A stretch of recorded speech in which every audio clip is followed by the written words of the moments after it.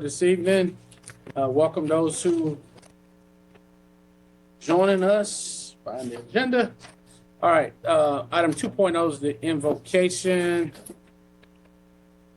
Yes, sir. Okay. I was trying to eat my crackers. All right. Can't talk to the Lord with crackers in. Yes, sir. Lord, we thank you for tonight.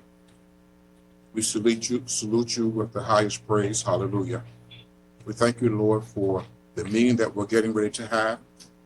As we go through these items for the budget, let us be very diligent with this tonight, Lord. Give us the open mind to see and to understand, and always stand in great support for our city, our citizens, as we go through the budget. We don't want to put more on them that any of us can bear. And we just thank you for a great night in Jesus' name. Amen. Yeah. Item 3.0 is the pledge. Oh, goodness. Good. There it is. Allegiance to the flag of the United States of America and to the republic for which it stands, one nation, under God, indivisible, with liberty and justice for all. Mayor, before we get started, Yeah, he did say he wanted. what time do we go? Sir, Deanna said just. Mr. Mayor, I gotta leave at 6:45. My son's birthday's today. Happy birthday, 12 years to Hondros Jr. Hopefully we'll all be leaving celebrating his birthday. In the event, I got a hard stop at 6:45, if anybody cares. Yeah, everybody cares. We hope to celebrate that with you, brother. All right. After you proceed, can I continue to proceed With the prayer? I was speaking to with the city manager on the If budget. we could, we actually have a formal presentation. Hold budget. on. Ready to roll. We hadn't got there yet. I appreciate the eagerness, y'all. So, councils, we move through this process tonight. I know we have a few that are missing. They have some additional items that came in, started a meeting that probably haven't had a chance to fully digest that.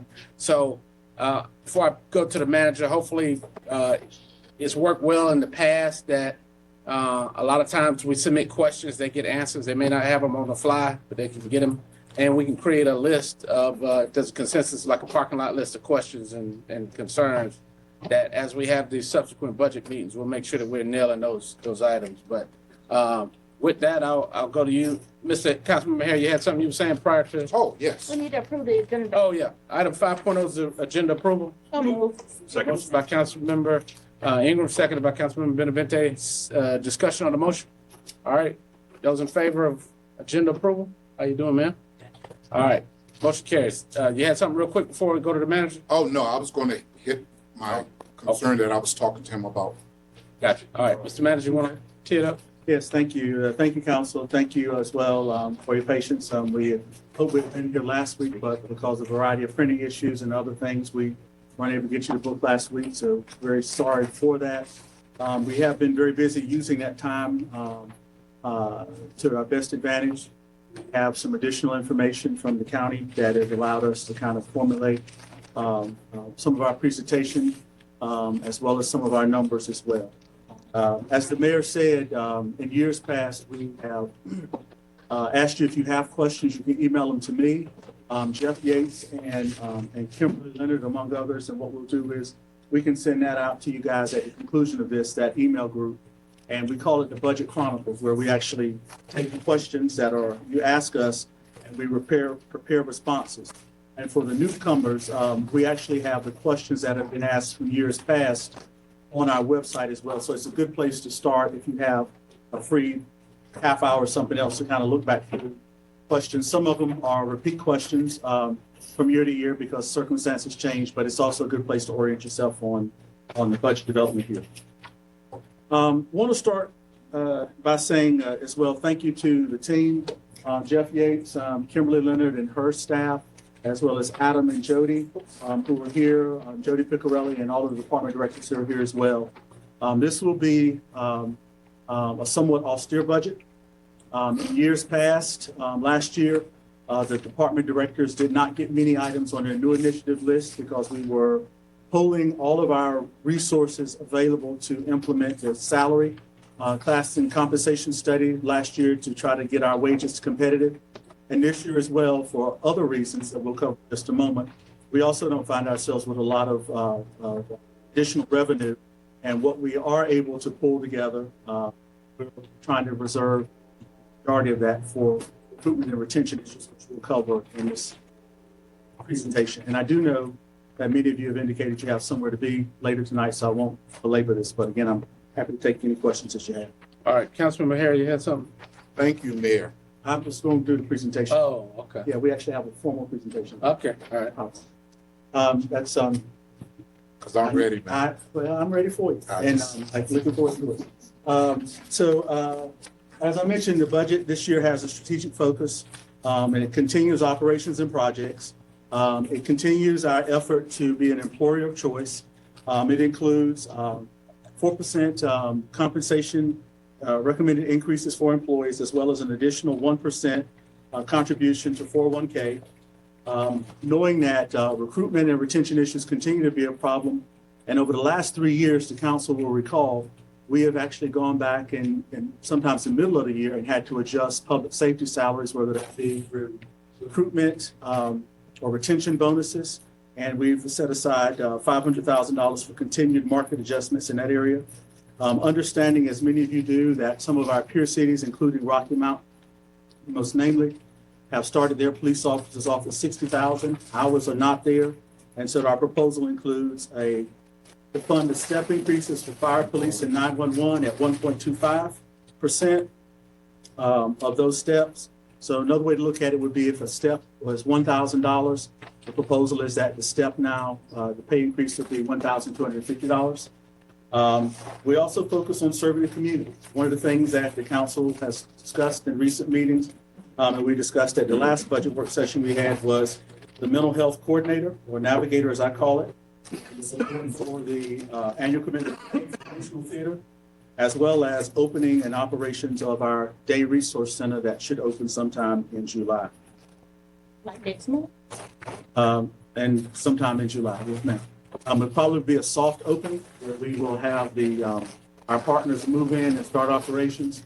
Like everybody else, it seems that we're missing some equipment that's hard to find that 2 years ago you could probably go down to Lowe's and pick up off the shelf, but it is something that may allow us to do some work out of it, but maybe not open it up completely as we had envisioned, but we're still hopeful for sometime in July.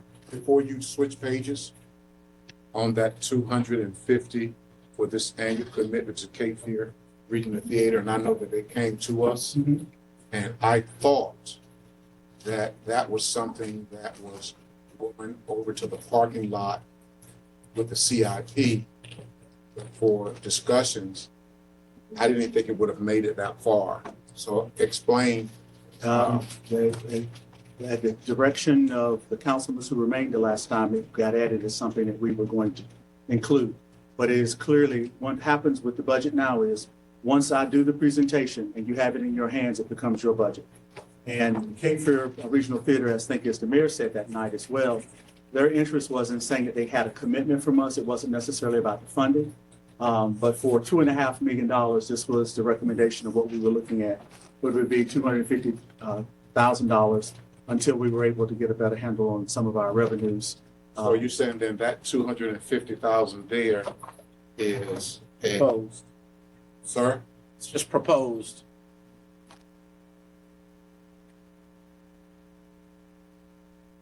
Okay.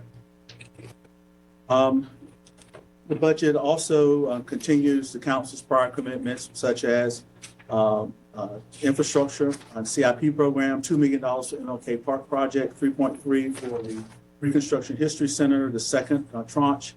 And I think that's also the last, if I'm not mistaken, commitment there. $450,000 for the Black Voices Museum.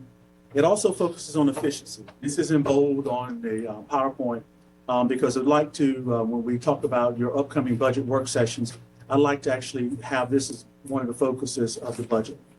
And the council members who are returning, who've been with us for a number of years, I think right now we just have the 4 of you. Each year we talk about vacancy savings, that we know that throughout the year we're not going to be 100% staffed. And we usually keep the vacancy savings in the departmental budgets. And we talk about, well, we always have not had traditional vacancies of a great number in the fire department, so we may not have budgeted vacancy savings there. Another way of saying it would be if y'all have told us that we have the authority to, come on in, Mike, we should have some space. Come on through. Or grab a chair. I'll do it. If we have 100 employees, if you've given us authorized strength for 100 employees, we know throughout the year we're not going to have full strength of all 100 employees. Instead of budgeting for 100 employees, we last year only budgeted for 90. We did a 10% vacancy rate. The efficiency rate that we're looking at now is we're looking to pool all of those vacancies from all of the departments. That always became a real hard concept at times for us to understand what the vacancy rate was. But another way of looking at it would be that if we were to take every activity and every employee that this budget says we could employ and activities that we should use, we're saying that based on historic data that we have as attrition rates, as well as forced savings that we're planning to put in place as a management team, that we are going to be able to deliver back what we call 15%, or works out to be $19.8 million efficiency savings, which again captures all of that. And this is a new concept that we are bringing to you this year based on what we've done in the past. And I would love for that to be one of the first topics we talk about the upcoming budget work sessions. But this is going to be a big commitment for me, for the managers in the manager's office, and for the department directors and staff for us to deliver on that. We have also a $2 million reduction in the PwC pilot, which is the repayment of the COVID era advance that they made to us in the upcoming year. We also, if you recall, earlier this year, Cumberland County increased the cost of property tax collections to an additional $500,000, which is also represented in the budget. So, Mr. Harry, this is actually probably getting to some of the questions that you and I were discussing before the meeting started. So what rates are needed to maintain the current level of services we have? And I just want to step back for a second and tell you to look at the book that's in front of you and the services that we offer that some of you have only enjoyed or been on council for 12 months. Some, Mr. Hare, Senior Dean here, 20 years. Mayor, Ms. Jensen, y'all have been on for 10. Is Mayor Pro Tem, who's online? Is Mayor Pro Tem and Mr. Thompson, are y'all on? Okay, hopefully. There's 4 people. Okay. There is nothing new or exciting in this book. Every service that we talk with y'all about every week, from trash collection to code enforcement to bus fares to parks and recreation to drainage assistance programs to purchasing to loans, grants, everything is still in this book. The only thing that this means, though, is that the revenues to support all of those activities, because of the change that the county made in the sales tax agreement, that's where we're lacking. Absent the change that was made to the sales tax agreement, we would not have come to you and requested a property tax increase for general government services. We would not have done that. We've not done that in the past years. It's only a time that we've changed the tax rate largely has been, and the mayor remembers this, you were on council when y'all did it for the 35 police officers, or whenever we've had the bond offering for the parks and recreation.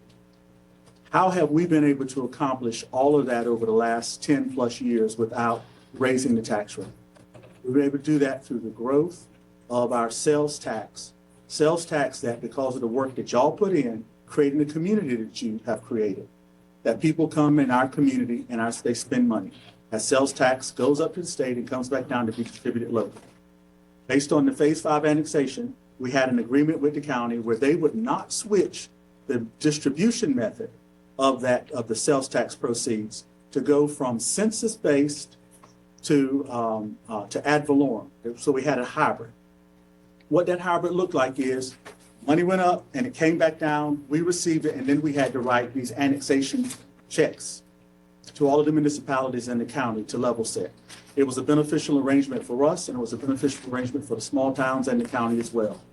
The county, at their choice, it is their choice, has decided that they are going to end that agreement, or they have allowed it to be modified for the next 2 fiscal years, and the full impact of this won't be known for an additional 2 years in the future. We've talked about this before. But again, the fine point on this is that In order to maintain all the services that are in this book that Mr. Hare has looked at for 20 years, the mayor, Ms. Jensen looked at for 10, and everybody else has looked at for the time that you've been on, it is going to require us to have a general fund, an increase to the property tax rate or some significant cuts somewhere.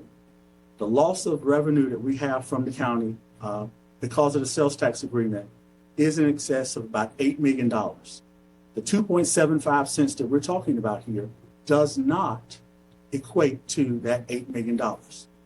So even with the 2.75, we are not covering the loss of revenue that we're looking at in the upcoming fiscal year.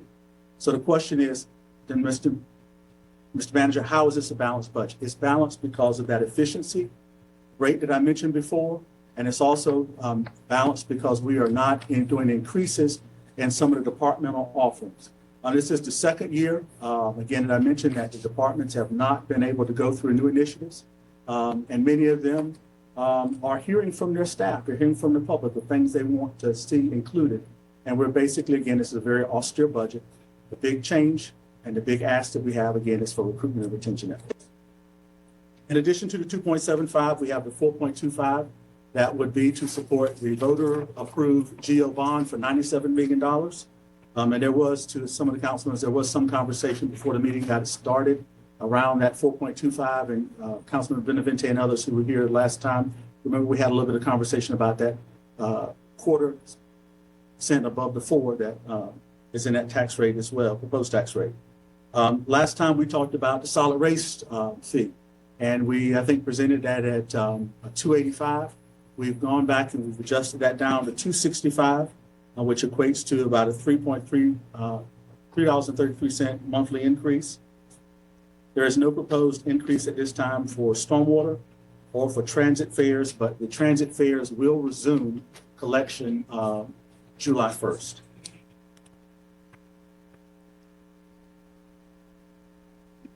This presentation as well? Okay. If you wanted to, I think it's at your desk to follow along with it. So looking at the general fund revenues, as I mentioned, when we look at where our revenues have really are really moving in the proposed budget, the areas that I would draw your attention to would be the ad valorem taxes. That includes the additional 2.75 and 4.25, which was a 20% increase, and then also in the intergovernmental revenues. Those together really speak to where we're talking about the increases in our general fund revenues. The intergovernmental revenues show a growth of 7.9% sales tax, $2.2 million loss to PwC because of the pilot that I mentioned earlier, repayment of that, and then as well as, and this is some double fund accounting, but we'll be happy to cover this with you as well. When money comes into us and we have to send it out, we have an entry when it comes in and we have an entry when it comes out. And so the entry that would have come in last year as a revenue would have been the red light camera money, and we would have had also expenditure line out to go to the school system.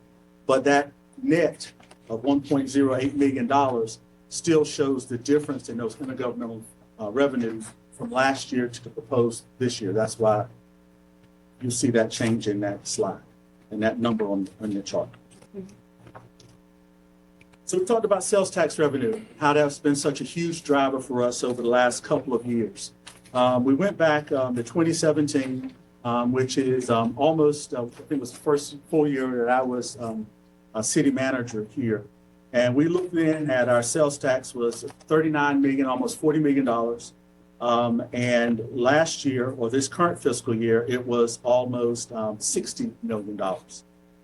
If we had continued that trend, we would have been able to, again, enjoy that growth in sales tax that would have paid for employee wages, would have paid for a lot of new initiatives, which is what we've done consistently since 2017 as well.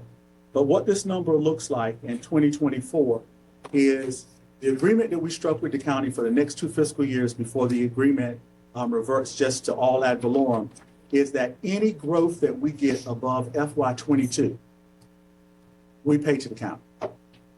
And then we still have to honor the annexation agreements where we cut a check to Spring Lake. Oh, not this is Spring Lake. All of those, and that equates to about $17 million in payments. That is the loss. Not only just we're not getting growth, but we still are honoring the annexation payments as well. And when we ran the numbers, it was a business decision that the council made, and with staff support, that the agreement, even though for the next 2 years, is better than the alternative, which would have been that after next year, we would have been all ad valorem. But it was a great compromise that the mayor and other mayors were able to facilitate with the county commissioners on that regard. But this again shows what I'm talking about why we've not had to raise taxes. If you could imagine if you had a personal business and it went from 39 million to 59 million, almost 40 million to 60 million in the span of about 6 to 7 years, you'd be saying you're doing pretty good, right? That's what we were. Those times are over at the moment. So again, let's take a look at the what comprises the 7 cents, what that will look like on our tax rate. So for the operating budget, if we take a look at the 49.95 cents that is our tax rate right now, of that 49.95 cents, 43.46 cents is what we use for operating budgets. That would include fire, police, finance, other general government services and things like that, not the enterprise funds, but our general government services. In upcoming recommended budget, you see the last line, 4.25 cents, which is what is needed to support the voter-approved GEO bonds from last fall. And the next line, you see the 2017 Parks and Recreation bond and the 1.42 cents that is part of our tax rate to support the debt service there. And then we also have traditionally the capital funding plan, which we dedicate 5.07 cents of our tax rate to pay for the debt service on a variety of projects that have already been built, as well as to fund elements in our CIP. Column that says budget FY23 shows, again, the tax rate on the second to the last of 49.95 cents. And on the median home tax bill, and I think the median home is what, 125? That equates to, it's just looking at what we have across all housing types in the city. But that's a real challenge as well. That works out to be $624 at the proposal of additional 7 cents to support those activities. That goes to $711.88.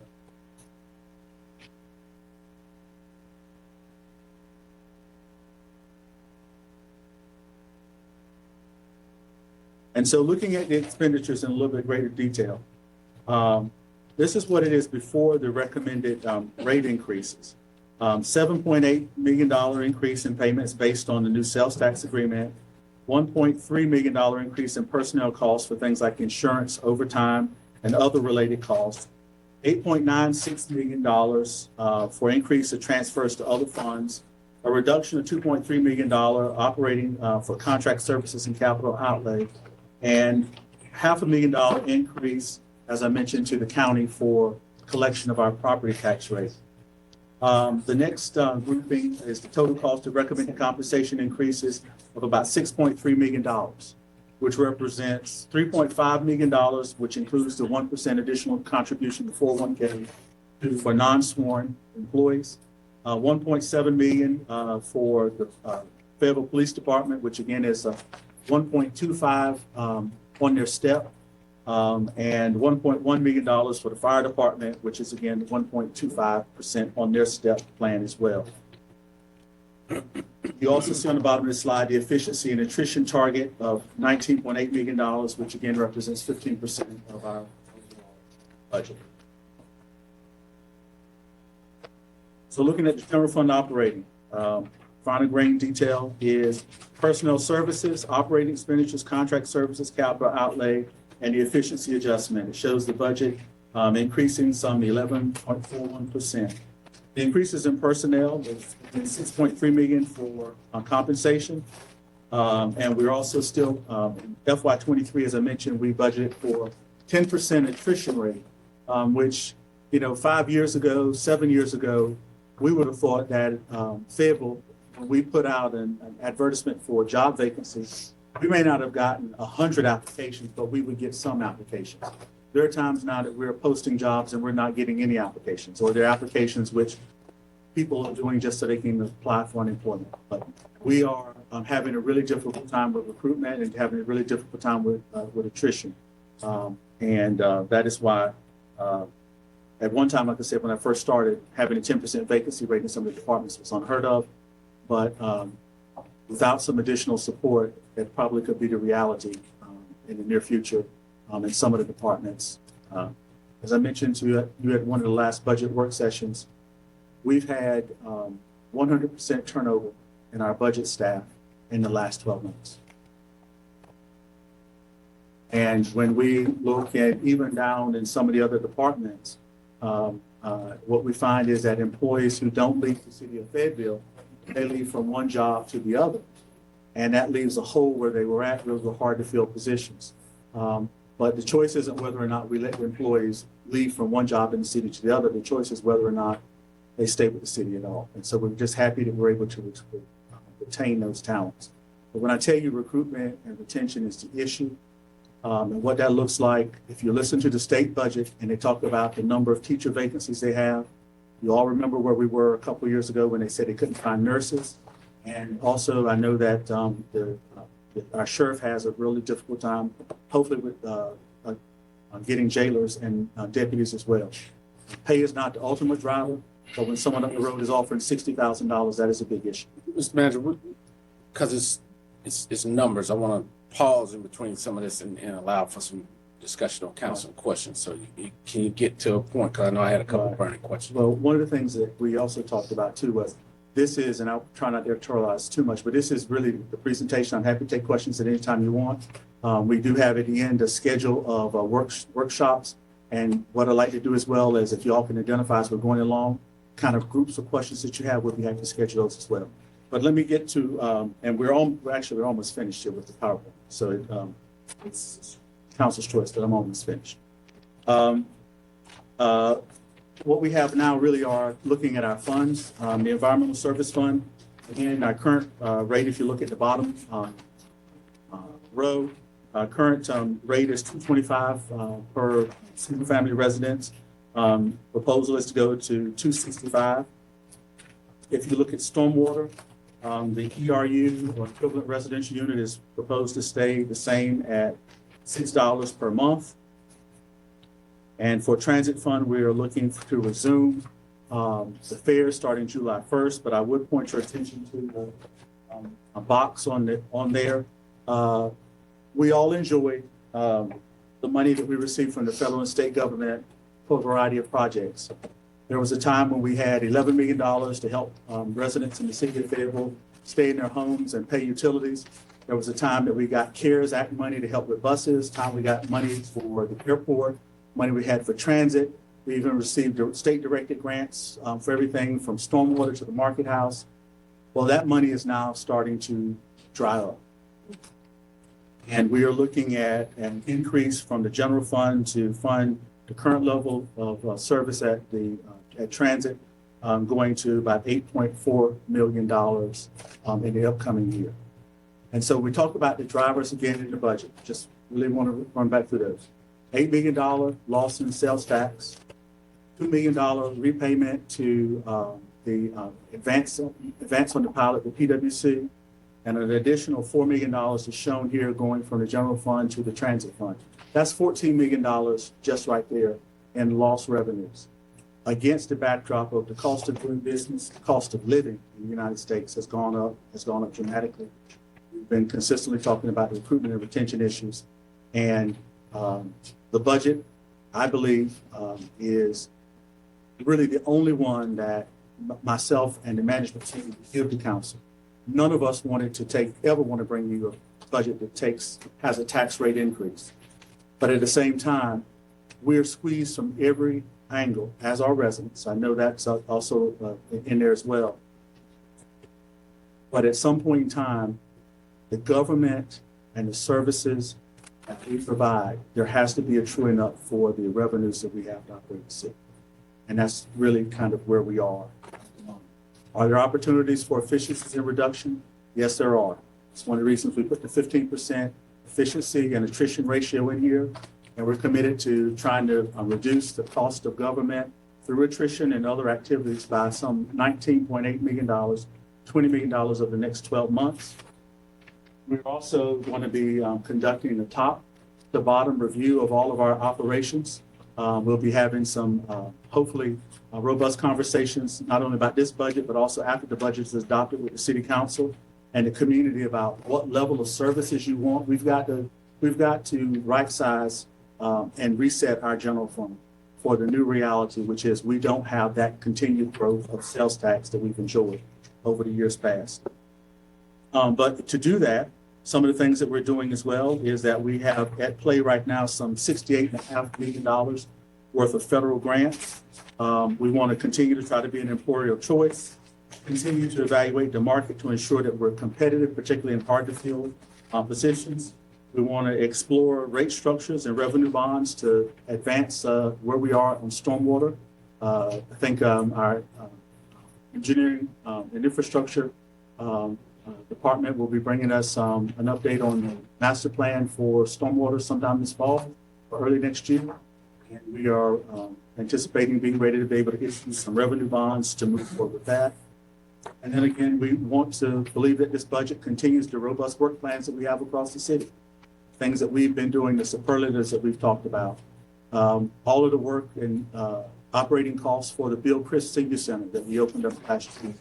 The operating expenses such as it would be for the splash pad at Maple Smith, the continued work and expansion at the airport, sustainability plan that we talked about, the mega sites that we're trying to work with EDC and the county to create.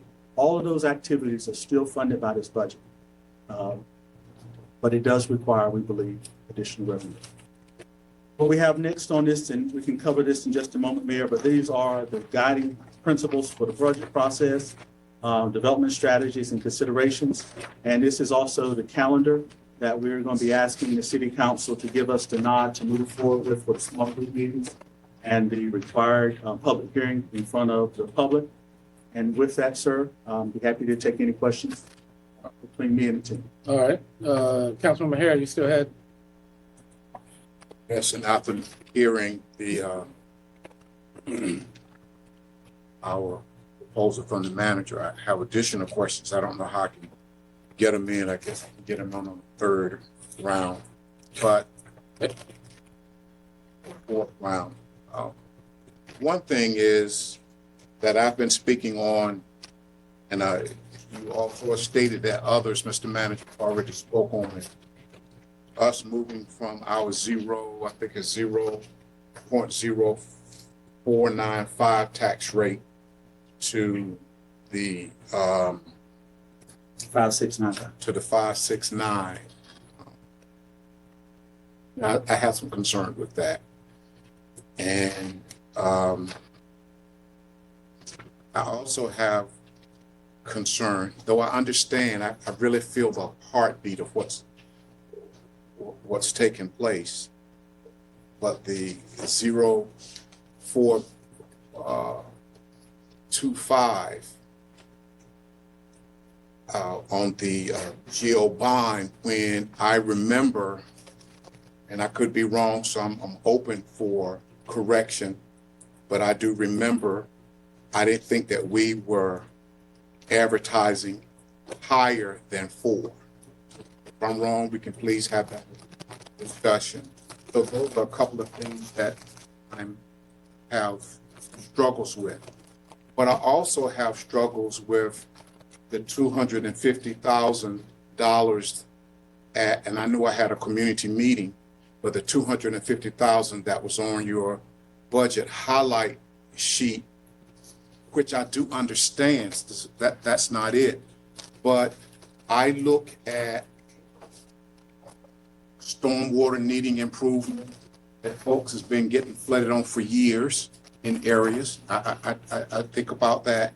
I think about for example, our Glenville Lake.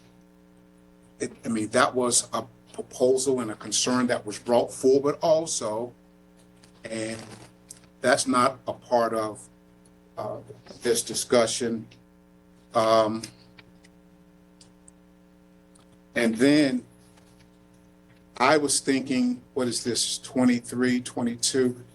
Please correct me. I'm thinking that the 2 million for the MLK was already considered a pass line item, not a item that's here to still be dispersed on. I'm thinking that's in a holding sale somewhere, or wherever we may,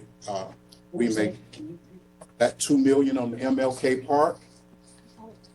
That was something that we did in the transit center. I'm thinking year before last, I thought, correct me, I'm just throwing stuff out here. So it's difficult for me to move forward with some of these things, because if I have to be the long soul that don't move forward and the budget goes forward, that's fine, I'll do that. I'll stand alone on it. But I have issues and concerns.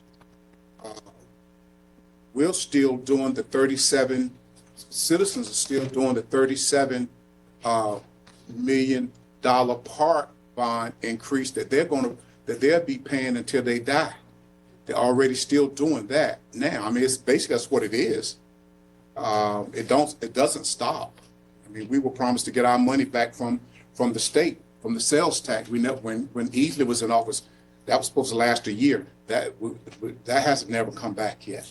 So these are the kind of concerns that I have, but I do understand what we must do. Yes. I understand, I applaud it, I support the 4 cent, well, the compensation, whatever it is. I'm gonna stand right there with you on the compensation increases, because it is needed. I do have trying to understand where we got to 4 when over the years we have slowly climbed at 2%. So Yes, those are just some of what I'm throwing out there on the table. well, just to briefly, we have, if we do as we've done in past years as well, once the budget is delivered, usually on the day the budget is delivered or days after, we will, I'm available to sit down, particularly with you, Mr. Hare, and others, to work through those questions, because every one of the questions that you asked, we literally, if we had 5 minutes, we could make you feel better about those. May not necessarily satisfy, but we'll be able to give you the information on each one of those that you pose. And they may generate more questions, which we could also answer at the same time. So we'll be happy to do that with any and all of the council members and small groups, however you want to do it, for us to sit down and work through the various elements of the budget. But specifically, you're right, the council's made a commitment to the MLK, but in the meeting that I think you sat in along with Mayor and myself, we are still trying to finalize that agreement with the MLK committee. And until that happens, the money is just sitting on our books. And if the real challenge that I think they're trying to work through at the moment is to address the money that comes to, been dedicated to them from the state and from the county, which I believe Michael has a timeline on both of them. Yes, I And understand there are timelines. Yes, Yeah. I do. And so our money doesn't start until we have that agreement.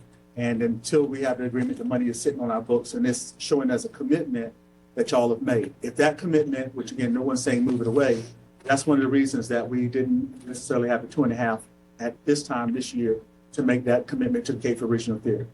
But that's why we just want to reflect that it's still there. And as the mayor likes to say, it does not evaporate. And if I can just end on this statement, it's difficult for me to when things that have been discussed, maybe we didn't discuss and agree, but things have been discussed in items, and new items are come up, and though they move in front of those. So I just have I have issues with that, and I'm not going to be able to support a lot of this. Yes, sir. Me personally, I'm just the one vote, but I won't be able to support it because it seems like it's out of whack. I can make you feel better about it. I think one of the issues you brought about Glenville Lake. We actually are working on a memo to go to council that is going to actually answer the question that you've asked me repeatedly, and we finally think I got some clarity on it in my head. Michael and Adam have finally made me understand it. We're actually doing a feasibility study right now. And Right. until we get the feasibility study back that tells us what permitting requirements, we work with PwC to talk about the location, we talk about how much that's going to cost. Once all of that is back, and we think that's going to be back sometime early fall or sooner, what do y'all think? That we would be coming to y'all with a CIP sheet to say, this is a $4 million project for the Glenville Lake. It will go, you'll look at it on your CIP and say, where do you want to slot it? You'll say, you will say, I want it as soon as possible. And then we'll turn to Kimberly Leonard and we'll say, Kimberly, when can we actually afford this in the CIP? The council will vote in the CIP if there are enough votes for it. The Fayetteville Regional Theater payment that came up, they have been working on their capital campaign for a number of years. They approached, I think, the council and small groups, and the last time they came and actually made a formal presentation. But as the mayor said, it is a proposal. The main thing that they've shared with the mayor and others that they need is they want the commitment. And this is, it's not $2.5 million at the moment, but it is what we could squeeze out. But that, again, if the council says we want to pause on that or do something different as a group, I'm sure that the Fayetteville Regional Theater will understand your decision on that. Yeah, and I have no concern with these, any of these topics. I was just saying, I'm speaking also on topics that also are original conversations and discussions and budget items. All right, thank you. Councilmember Jensen. Thank you, Mr. Mayor. So I'm going to stay put on the presentation that we just got. And before I get started, so everybody knows what I'm thinking through this whole process is I do believe that staff needs to get what is recommended in the budget. I believe that, and I'm going to work towards that. I believe that we need to make that happen because it is very hard to have retention for employees right now. I agree. But I just want to show a fun fact here, and then I'm going to ask my two questions. The city of Raleigh, their tax rate is 37.35. Wake County just raised their rate to 665. Okay? Fayetteville, if we go with what we're saying, right now we're at 43.46. 49. 49. Okay, what am I? I'm sorry. 0.49. 4.49, I'm sorry. So with our county being 82 and we go up to 56.95, we are more expensive than Raleigh if you were a business to come for property taxes. We are a tier 1 county and we are begging people to come here and give us jobs. But it will cost $138.95 in taxes if you are here in the county of the city of Fayetteville, pay your county and city taxes. And in Raleigh, it's 92.35. So with that being said, just my little fun fact. So my first question is, when we go to Avalon, through the deal that was done through all the mayor's coalition, that you're saying that we are putting out 17 million? And annexation payments, yes, ma'am. Okay. In 2 years, that's done. Okay? So if we go back to what it was in 22, it was 9 million, right? Because that's what the county is saying that we owe. That was what we paid out in annexation payments. Right. We paid out 9,709,000. So down here where it says 67,000, we're bringing out 17 million, correct? I'm 67 million, I'm sorry. That's what I'm reading. Okay. So we go back to 2022, where whatever it's going to be. That 17 million, that 9 million, we don't pay the other cities. Is that correct? When we go to 25, that's correct. Okay. We're going to nail that down very well with the city attorney and maybe in a letter from the mayor to the chairman and the other mayors to be very clear about this. So in 25, would that be July of 24 that we're working on 25? Okay, so it's, I want to make sure everybody understands that. So it'll be in 2 years. In 2 years, the annexation payment goes away. I want to clarify one thing for you, Councilwoman. Okay? The annexation payment Mm-hmm, goes away, also the amount of money mm-hmm. that we were having to rebate with the annexation payment goes away. So you're looking at it, I believe it's 40, I'm sorry, I have it, I just have my slide. It's like $40 million. It drops, you lose the 9 million also in that equation. It doesn't, So what I'm going through this. so instead of, we're talking about the 9.7 million, Mm-hmm. it drops down also the 59 million in sales tax. Mm-hmm. That net loss should end up at around 35 million. When you get rid of your annexation payments. So one of the things that The we, net. one of the things that we discussed with y'all on the April 18th budget work session that we had, and this will actually be one of the workshops that we'll do, is that the method of distribution we have now is a hybrid. It's a hybrid. And so it's fairly easy to say that if it's on a census base, we're 210,000 people compared to how many people in the county? An additional 120, 130. So we're the lion's share of the population, and you could split the sales tax, we get the lion's share. When you go to an ad valorem method, the county gets counted once, and then the county gets counted again as an entity. And they have, as you said, the tax rate of, I thought it was 79, 82 cents. If I'm not mistaken. Then what happens is, it's not the same formula where you can say, okay, we're just going to lose the $9 million, or we're going to be stuck at the sales tax here. The whole formula changes. And we will update this slide, with verify the slide, but we shared this with you on the 18th of April to tell you that we're not, and again, that's why I thank the mayor and the other mayors for negotiating the 2-year extension. This is not a one and done. If this was a situation where we had a recession of 2 years, but we thought brighter future was coming up, our sales tax landscape has changed. And how we structure city government has to change as well. Or we have to enhance revenues, or both. And part of that also equates to, if we're able to get to the next revaluation the county is going to do, and I'm not sure if that's 26 or not, then that will mean that the property values have increased, and that property value increases will generate more property taxes based off of the rate, unless the council does a revenue neutral rate, which we've done over the last 2 or 3 years. 3 years time since I've been here, where we roll back to a revenue neutral. So I'm glad you brought that up, because there will be another reevaluation, and we know that it has to be done in the next 2 years. Is that correct, Councilmember Hondros?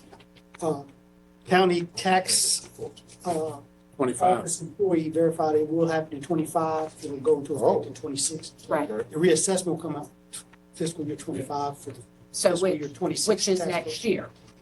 So we're talking a year, and then when it gets reval, we know that it's going up 15 to 20%. So if we go up 3 cents more now, and this is saying 7 cents more, then you reevaluate it, and it's gone up another 15 to 20%. And the way things are going, it could be higher than that. So we need to keep that in mind.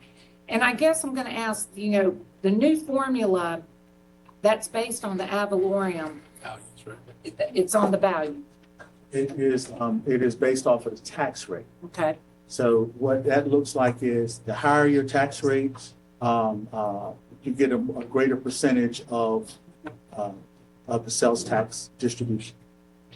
And it's really The rate or the value of the It's based on the levy. the levy, yeah, the levy, which is, Function of which is based rate on the and- value. Rate and value. yes. Okay.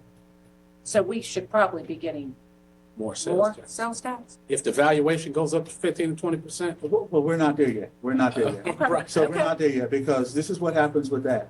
Any property that increases in the city, it increases in the county too. Yes. Because, and so, But you just Double said it is whammy. too. and so, Uh-huh. so, that's the beauty of being a fully county resident, full city resident as well. But how your example would look like, if we were to be in a position where the rates do raise, then what the council has done in years past, and I know Mr. Hare was here, I don't know if you two were on council who did a revaluation. Oh, The yes. rate, you adjust the rate down to provide the necessary resources so that it's not necessarily Christmas in July specifically. So it's, but that is one strategy that we discussed with y'all earlier in April, which is the 2.75 that we're recommending on top of the 4.25. That doesn't make up for the 14 million I told you about a moment ago. And it also does not necessarily address the cliff that we talked about on April 18th.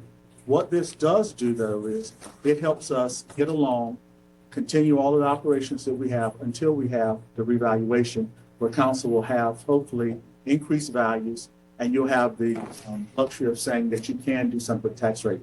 Between now and then, we've got continuing operations that we can look at. So, but then my second question is, and I'm just staying on this, in our next meeting, I will have my red pen out. When we're talking about stormwater, I saw that the residential fee will stay at $6. Yes, ma'am. So what about the commercial? The commercial, we're not proposing a change in the rate at all. One of the things that is in the stormwater budget this year, Adam or Sheila, is for us to take a look at the structure of the fee. Could you speak to that briefly? Sure. One of the things that we are looking at is possibly looking at a tiered rate structure, but that takes really on the residential side, we have to do a major inventory of all the impervious surfaces across the city. So to be able to understand rooftops and driveways and other paved surfaces, you might go to a system where you're charging a tiered structure rate to the residential based on the amount of impervious surface that they have on their property. But you have to do all that inventory assessment first in order to determine what that would mean. And then, of course, we come back to a policy decision of how you want to set those rates, because then you're going to have a disparity in residents. One household is going to pay something different than another, which is not the current structure, so that's a change that we have to explain to the residents who will see a change in their annual tax bill. But I do believe that was a request of the Stormwater Advisory Committee that we take a look at that. So what I'm hearing is there is no change in the commercial property. So to your question, and I think Byron and Sheila can answer this, the commercial is based off that ERU. Yes, So if the ERU for $6 a month doesn't change, then the commercial won't change, right? That's correct. okay. I just want to make sure and have it for the record, because commercial gets no help on stormwater. They pay Amen. for it, but they get no help. I'm done. All right. So, did have a couple of questions and some notes. So, council, if you look, Brown. okay, I got Mario and then you.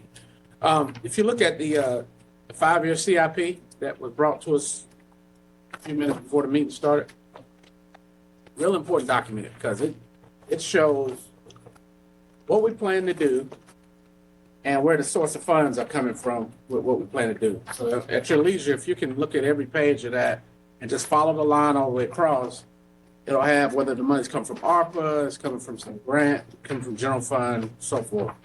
So the reason I want you to take a look at that, if you look on each page, you see a bunch of zeros between year 24 and the next two, three fiscal years. What page you on, Mitch? This is J60 section. So J58, 59, 60, 60. It's the one that she put in. It's the new sheets that was brought out. That's why I was asking about that in the, when we got the budget book. So the zeros basically show upcoming years, you don't have anything, any requirements, because we took the 41 million ARPA dollars and paid for some stuff ahead of time. Right? Now, every year we set aside 5.07 cents, which is equivalent to, how much cash is that? 1 penny is how much? 1.5. All right, so 1.51 million times 5.07, that's about $8 million, roughly. So we take $8 million worth of things that we're putting in a savings account so that we can pay it as year 1, 2, 3 come. And we got a Christmas bonus with ARPA, and we accelerated year 1, 2, 3, 4, 5. So we have the ability, but we're still setting aside $8 million, even though what we've got to do in the next 1, 2, 3, 4, 5 years has already been taken care of. You have the ability to change that each budget. Now, if you don't change it, it's got to stay set aside and it can't be counted as a part of the equation. But you can adjust it a penny, 2 pennies, whatever, to get us to a number that we need. So that's why I was asking for the CIP, because it's real important we look through that. Now, they're going to say this stuff we're going to need in year 6 and 7 and all of that, but you look at the ARPA column. If it's a source of funds, that means that ARPA took care of those things. And we had to use ARPA dollars within a certain period of time. So remember that. The other thing that we Mayor, want if to I talk. could pause you real quick. Okay. We would love to come back and talk to you about that. On April 28th, in the budget session, we covered the ARPA uses. And the projects, we've already spent more than half the money, from about 40 million. And the $2 million that we talked about for the equity venture, or what, I'm not sure how we called it with Robert Van Gien's, but we're leveraging the money from the state. That's $2 million there. Council set up 3 subcommittees that were appointed. Out of that came the $1 million that went to the Partnership for Children to help with daycare. But on the 28th, we covered the project. Go back through those. They're not necessarily acceleration projects, not all of them, because some of the projects weren't eligible. But the debt service and the capital funding plan is not only the CIP, but it's also debt service on everything else that we have here. Right. So the loan that we took out to do the 3rd floor 4 years ago, the stadium, all of the stuff that we pay a mortgage on still comes out of that. That's the debt. So they're able to separate that, right? We're not talking about what's used to pay the bills. I'm necessarily talking about capital expenditures that we haven't made yet. Right. So just tie those connections between $20 million ARPA funds that he just mentioned and the other half that we said, and the things that it goes to on the horizon. Stuff we've already committed to. That's one thing. So the other thing is, to piggyback off of Councilmember Jensen, the projections in this budget have taken into account sales tax change is effective now, right? Therefore, because if you look at this, we don't know what revenue we're going to get from sales tax until the quarter's over. So in 2017, we were getting 32 million, and we still had obligations and we worked with it. This year was like 67. We wouldn't know we were going to get an additional $8 million in sales tax until we got it. So even though it seems significant that you're losing, you can't lose what you never factored in having. So 17 it's got to be taken into context. We've almost doubled sales taxes since 5 years ago, and it'll continue to do that, right? So we're going to make this gap up. But what's baked into here is if the change happens now, and we've got to build a budget around it happening now. But some of the other projections that we're asking for, the reevaluation and those changes, the grant backs, we're not able to bake that in. So you've got some leeway there. The financial team can get to the bottom of that. So once you're tracking that. And then the last thing is we had, we've gone from 1,600 staff to 1,740. So what I'd like to, 1,741, it was 1,600 a few years ago. It's 141 difference. And I'm not saying anything about staff, but we need to look and see if there's any vacancies that are baked in that would just have been there more than a certain period of time. It's usually 2 or 3% of leeway there for stuff we fund that, and a position may have been available that, someone left a year ago. They've shifted duties to somebody, or we're not as obligated. So, I think we got to take care of the ones that we have, but we also need to look and see if there's anything with funding that is no longer relevant, on some of that. And then the last thing is, and I sent these questions to the operational fund on the manager's office went from 215, 852 to 1,083,000. Y'all know what that was? We couldn't find that in the book, Mayor. If you could show me, we'll have to answer that question. Yeah. But one of the things I mentioned as well, this year we included a 10% vacancy rate. Uh-huh. So we anticipated not that we were going to have 2 or 3% vacancy rate, we were going to have 10%. So we don't budget for that. And what we're talking about next year is we're talking about delivering back 15% less than what if we were at full staff and full board because of the challenges we have.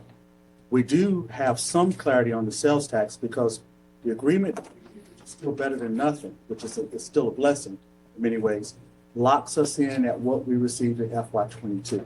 So of all the numbers in the budget, I know exactly what we made in sales tax in FY '22, and that's essentially what we get in FY '25.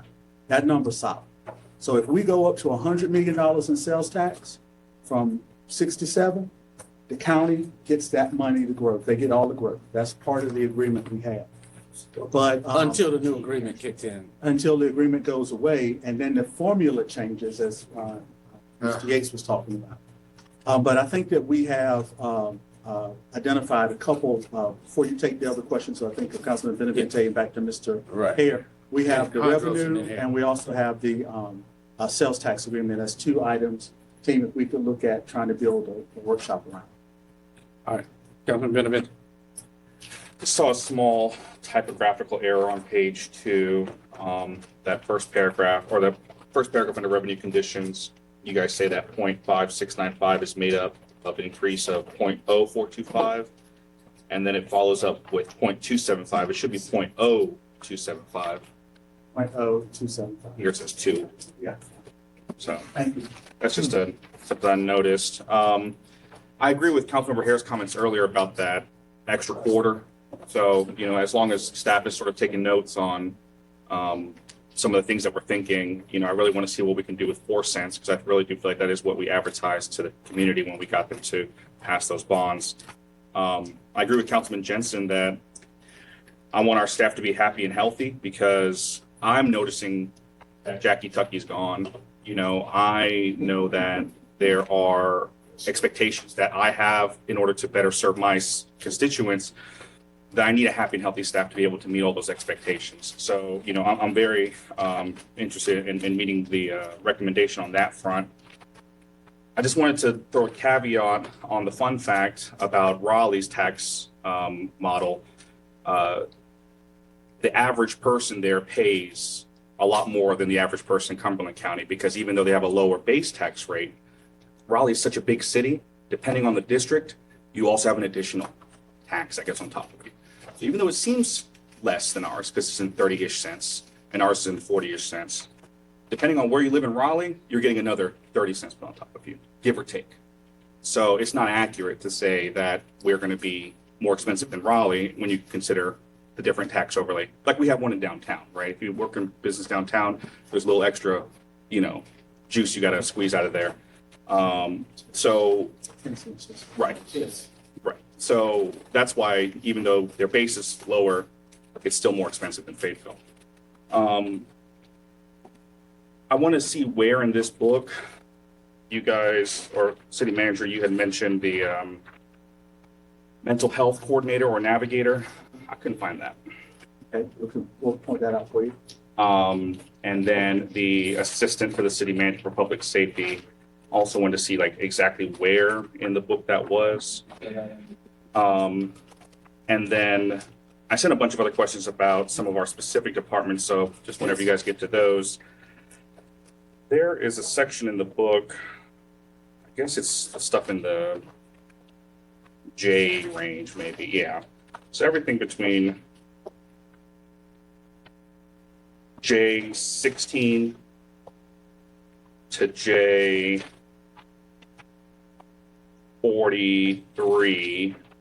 J42 actually. Looking at the percent changes column, there are some departments that are going, they're depending on the line item, 1,000% more, 2,000% more than last year. Another one is 53,000% more. And I know that one you kind of talked about a little bit was medical, 401k. But there's other ones that are a little less specific. In other appropriations, there's a section called other charges that's going up 2,500%. So I just want details on pretty much anything over, 500%. Yeah. Um, We can, and what we've done as well, again, newcomers, they haven't had a chance to do this with you yet. We usually have an orientation with all the council members, smaller groups or one-on-one. where we go literally section A, this is what's here, section B. That way, when you have a question, you know where to actually look for it. As I think I joked with some of you, I've been here on and off with the city for 20 years, and I have not read this book cover to cover. But I know if there's something I want to find out how many employees work in our solid waste division, I know exactly where to go look for that. If I want to find out what's the pay rate, I think I did that for Councilmember Ingram or may have been Honduras recently about what does a solid waste worker make? We did, okay, Mr. Hale. And so I can tell you where that's at, but reading cover to cover, that's an excellent point, and I see the team has made a note. Yeah, anything over 500% maybe, We'll I be think is happy a to do good line. Like transit needing community relations, that going up 11,000 or 1,100% makes sense. We're instituting stuff back into place. We got to do a little bit more community relations. I know that the city attorney's office gets hungry, 645% increase in food, maybe. So some of them, I'm sure they make total sense. I would just like a deeper explanation for some of We can those. definitely do that. I'll leave it at that. And we do owe you answers to the questions again that you said you sent. On email, yes, sir. Can you, those questions that, Absolutely. Mary, can you send them to me? And council, if we could do that, because that helps us all. I'm sorry to do that. Let us, if we could kind of send all of our questions so that we can see everything. And how we do, For just a clarification, I thought the process was no matter who they sent it to, we get a copy of it. you get a copy of the answers. And so one of the things that we have, in years past, some council members have had very generic questions, and they didn't necessarily want it to be one where it went to everybody. Any way you want to do it, but if it's a substantive question, it gets added to the Budget Chronicles. And again, we have year after year of all of those questions that come in. So feel free to send it to the group, or you can send it to me and to the team, but just make sure you send it to us. So my question, follow-up to that is, technically, what I thought was in the subsequent meetings following, we would have it to us, sit beside us, that questions that got sent in. Group 1, Group 2, Group 3, yes, ma'am, we do that. Okay. Between the work sessions, we try to answer the questions that we come in, and you'll recall Kelly Oliver and Ms. Boyles would say, okay, let's first cover the answers to the questions you had. Right, that's what yeah. That's the So- process we follow. Yes, ma'am. That's all. Thank you. All right, Councilmember Hondros. So back on Councilmember Hare, and I think the mayor's question about debt service, specifically the Parks and Rec bond, when is the actual expiration date? It depends on when we started borrowing the money, but we can run that down too with you. One of the things that we did not do as part of the Parks and Rec, because I think we were all worried it was going to pass, that staff actually did differently and council did differently with the GEO bond that just passed, is that there was not necessarily money in there for operations. So we've added 2 senior centers, we've added all the splash pads, and there was nothing in that GEO bond on that tax rate that said Michael and his team may have to have this many additional staff to work that. We've tried to accommodate and address that in the GEO bond going forward, particularly for infrastructure, that we know we're going to have a certain number of people. But I think that we can answer the question as to when the debt service is over. You borrowed the last tranche in 2022. So it's a 20-year note. 20-year bond. 2042. So it's probably 42, 43-ish, that timeframe. But I can tell you exactly what I was. No, that's Right here. close enough. We're right here together, 2024. So follow-up question to that. In addition, it was asked also talking about the GEO bond, the marketing of it, if you will, or the information sessions where it was estimated 3 to 4%. I think it'd be helpful to have that as well as the actual referendum question. And the question, I think just said an amount and for the purpose. It didn't say the proposed tax rate. Right, but there's language in there. We can definitely pull up the language for you as well. Okay, Councilmember Hare. Thank you. If we go to page F24, Parks and Recreation and Maintenance, and we go down to where it says County Recreation, Athletics, in special events. My question here, 'cause I was purposely looking for this. Something that says county. I would like to know, is it anything in those 1 million plus 133 plus that we can, is there anywhere where there can be a charge? Trying to see what that is, if it's something, responsibility in these areas fall on the city. I guess that should be my first question. You want there to be a charge to us? No. You want it to be the kids of If, county? if we, No, the if city. we are being charged for making sure whatever is done with the council, general recreation and the athletics in the council, the special events, any of those, is that just funds that's coming in, or is there some service or labor provided from the city? So how we have our arrangement with the county, county collects a recreation district tax in the unincorporated areas of the county, areas outside of the city, except for, I think, Spring Lake and Hope Mills and maybe Eastover. I don't think, what Eastover, I think Eastover does pay, into the district. Spring like this. It does too now. I think it only just Hope Mills, it does too now. And so how we have our structure set up with them, any activities outside of the city or any of their parks and recreation facilities, any staff that work at those facilities should be 100% charged back to the district funds that we receive or have access to from the county. Where we have had a growing concern is that when we have first established the joint city and county parks and recreation, we had included a $60,000 a year charge for indirect costs, for the time that Adam, who's the ACM over it, might spend a negligible amount of time meeting with the county manager. It might also cover the indirect cost of, I see Kim Toon here in the back. I see Willie here from IT. It may cover all the indirect costs, just little bits of indirect costs that we have when we first started this, and it's been what, almost 15 years? From us to them. Yes, they would pay us this extra money, just say, Okay, look, we right, know right, it's not right, 100%, right, but here's $60,000 on top of that. Right. That's what We've been tracking that, and as we have ramped up, guess what? They want splash pads in the county. As we've ramped up, guess what? They want the enhanced recreation facilities. They want to have concerts at what is it, Goblin or Falcon, one of those places that Michael works in. And so, again, some of that's direct district money, but some of it we've been able to start tracking as well. It's indirect, where we are not getting paid back for it. So earlier this year, Adam sent the county manager a letter telling him that we need to true this up.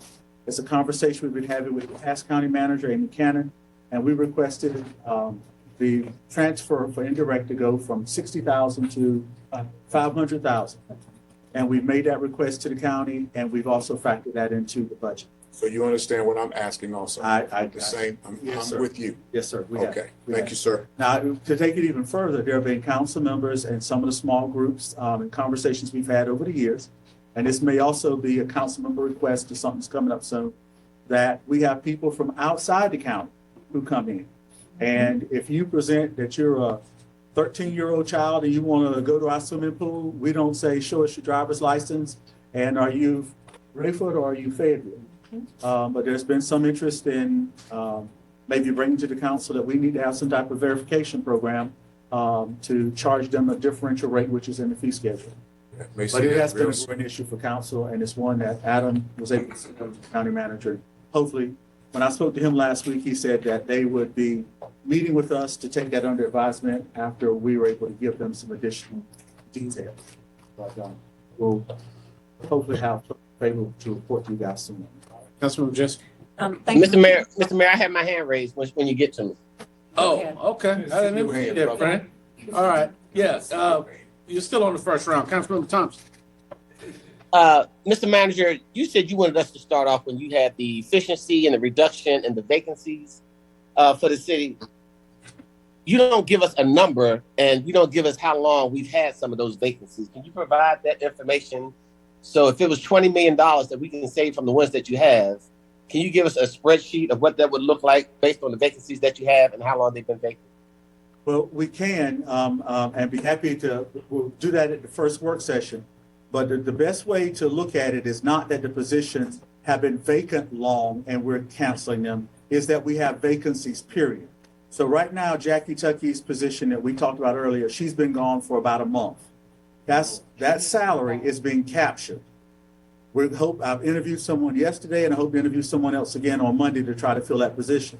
But right now in the budget, I have about 2 payroll checks that we will not have spent in anticipation of Jackie's salary. So that's what I'm talking about 15% of the budget or some $19.8 million.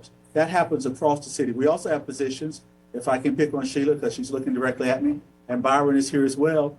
We had a city engineer position, if you'll recall, that was vacant for almost a year.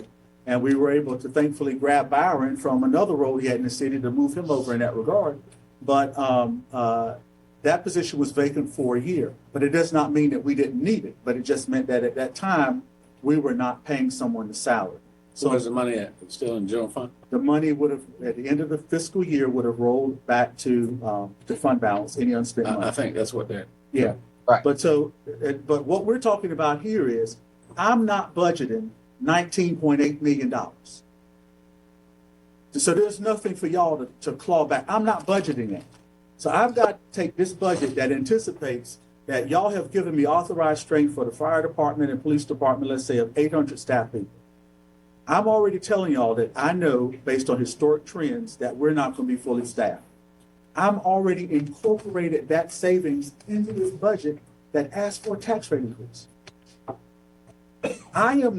What keeps me up at night is that I have projected push revenues. We have pushed revenues on vehicle tax and everything else to be as optimistic as we can be.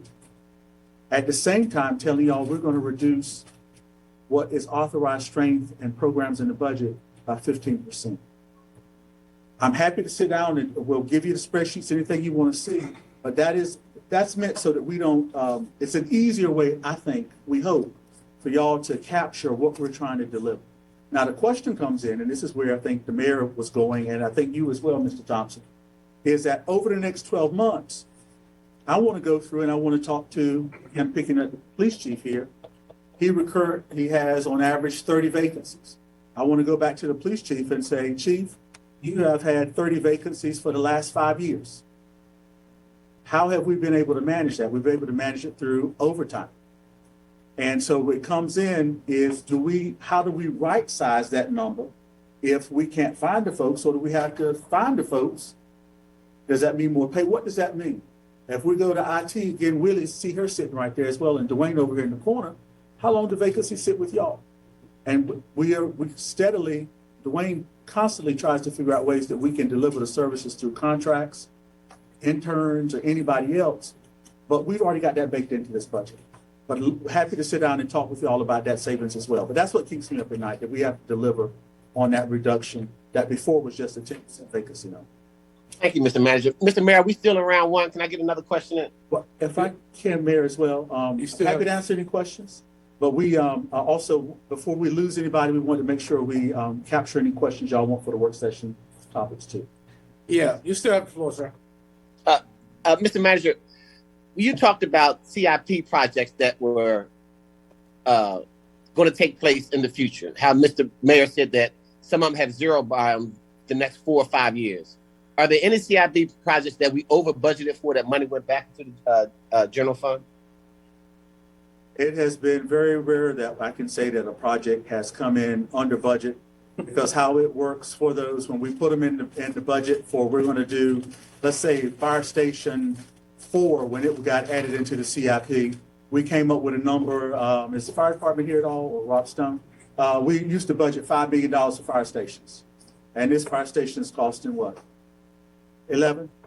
And so just the cost of, when we put something in the budget to when we actually get it constructed and bid it out, was very rare that we would deliver on savings. And And that's even more exacerbated now with the rise of labor and materials and stuff. But we have in years past, I think it was, I think the first year you were the mayor, we actually went through an exercise with finance where we went through open projects. Remember that? I don't know if you were, Jody. And we actually closed out projects. Some of them were in IT where we had drips and drabs of money. And that's a routine process for some of those, just to close them out so that we can say they're done. But very rare can I say that we actually return significant money for It projects. evaporates, Derek.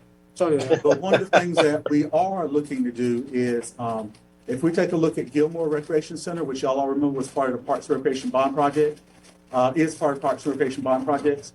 Yes. We received a state-directed grant, and so we were able to use a portion of that money for that project, which freed up money from there to go to other projects. And that's usually how we end up, sir. We, shuffle stuff around like that, but it's very rare that we return significant savings back to project.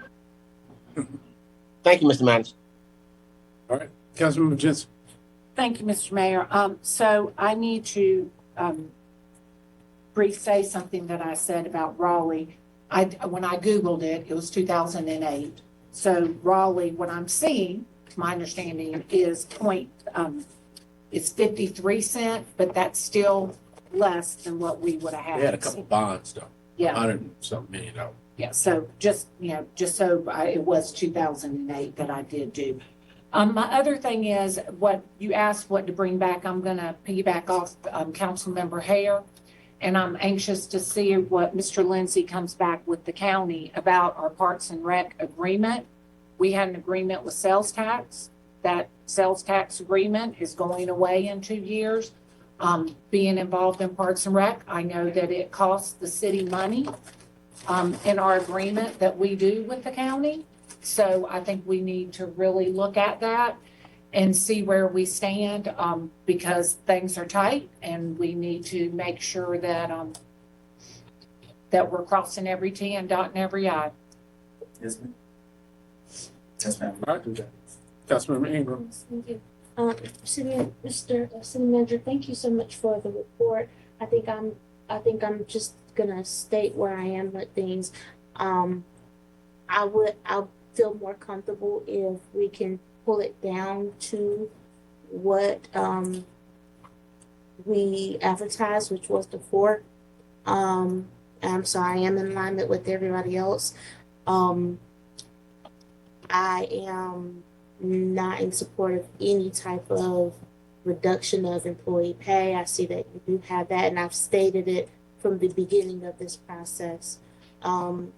Even with us, bringing in this new bond, I don't think it's wise for us to say we want you to do more work, but let's take your pay. I am curious to know 2 things when it comes down to recruitment and retention. One,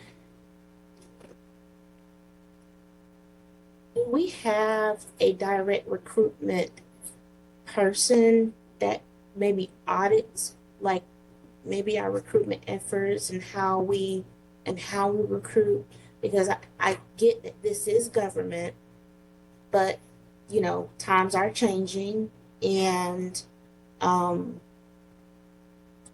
we truly surveying? And I ask this because I know a lot of people that work in a lot of lower positions within the city. And when I hear our maybe human resources department say, "Oh, we survey," I don't believe that those individuals are always being reached to truly gain how well we are doing as employers. I feel like it stops at a certain level, and I think about how we need to hit all the levels if we truly want to reach the goal of being an employer of choice and really honing in on that recruitment and retention. Is there some type of policy that we could implement that states is kind of, I'm going to say like a fund balance, but we have a reserve for empty positions, right? But if that position is not filled within, say, 3 years, could that then go back to general fund?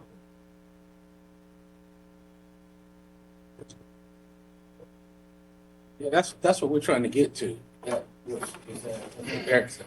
Because if it's not, but I also want to know, like, on the auditing side, why? So then if we do have that policy in place, because maybe the position is not needed for, like, Miss Tucky's position, from my understanding, her position is getting shifted a little bit. That position will now have, like, the 911 call center under that. Additionally, will the salary match that? Because there are people I know that are qualified for it that I would love to see in that position that Miss Tucky had, but they're not gonna want to take on the call center, plus that, dealing with us, and, you know, a salary that's not gonna really give into the work that needs to be presented. So I'm just interested in knowing those pieces. So we're happy to talk with you and to gain some insight about that. But we are always looking for better ways to recruit. We have 2 people who are dedicated to recruitment and HRD. The fire department and the police department have dedicated recruiters. Ms. Neal has done her own fair share at transit, and I'm happy to report that we're probably in a better position for some of the drivers than we've had in a number of years. But it's still a challenge in some of those areas. But Jerry and I literally had an email exchange about some of that and how we can leverage our NeoGov platform already. Ms. Tucky's position, we're looking at not the 911 call center, but the 4331. That's what I meant. Please forgive me. And Jackie originally was also supervising that, but it became a kind of challenge with some other activities we had going on. And I think Jody has that, and we're going to try to tag team that to where we can still have that under that person. So, question for maybe for the chief, maybe you can answer it. What's the police department's budgeted amount of officers? Is how many? I've got that somewhere. I think Like 4 or something. It's sworn personnel, yes, but it's if you How many total budgeted positions? 420, 420 sworn, 20 overhires, and 10 part-time. So 450. So I think it's 435 total, not counting the Have we ever been at 100%? Not in the last 10 years since I've been here. Yes, we, under Medlock, we were right there on the verge. And because our attrition, and we have that turnover every year, you know, it's almost like being in that cycle of the dryer where, you know, coming out, someone's coming in right as soon as we get them in and out. So that's why, you know, on corporate. Well, we ramped his hires up. That's why we passed that tax increase. He wanted to add 55, I think it was. And we ended up adding some number less than that, but we added a penny and a half for that. But yeah, that's the kind of thing I was talking about. That if we on average, let's say the last 5 pre 2020 when things changed, year or 2 before that, on average we run a vacancy on average with attrition and retirements and all, right? So January of this year, we were at our lowest point. We've been in the past 2 years, and we were at 30 vacancies. And the highest been The highest. that you know. We've been up I don't want to to give you 60 a number. At one point. No, not highest vacancies. Highest field positions is what I'm saying. We've been at 90%, 95. I'm just saying that if you had 100 and you know, I don't remember it meant like being 100, but you know better than I do. If we're at 95 at the highest and you know things taper off, that's what I'm talking about. Those 3 or 4 or 5 that you're budgeting year after year after year. All right, I'm gonna try to say this about the vacancy savings. We don't budget that. So the positions that we're talking about, if he has 100 officers, we only budget for 90. If the chief comes in and he gets 92, we pay 92, but he historically drops below the 90. So we've already, and when I tell y'all we pulled every stop out in the last couple of years where we haven't had to ask y'all for a rate increase, Tracy Broyles, who y'all respected, almost lost it when we told her we were going to jack this up to 10% vacancy rate. Kelly Oliveira was the budget director. We wouldn't have been able to get past Tracy. We got it past Kelly Oliveira. So for us to say to y'all in the public, you've told me I can hire 100 people. I know I can't. They're not going to stay that long. I'm only going to budget 90. we've already accounted for that. In addition to that, I'm accounting for an additional 5, not just in personnel, but across the budget. That's what keeps me up. That's a commitment we're making. How do we do that?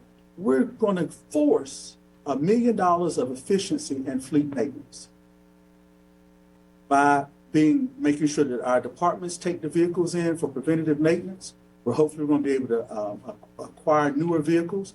We're going to hold our staff accountable for driving our trash trucks, Sheila, and not tearing them up and keeping them broke, our one-armed bandits, so we don't have to rent equipment.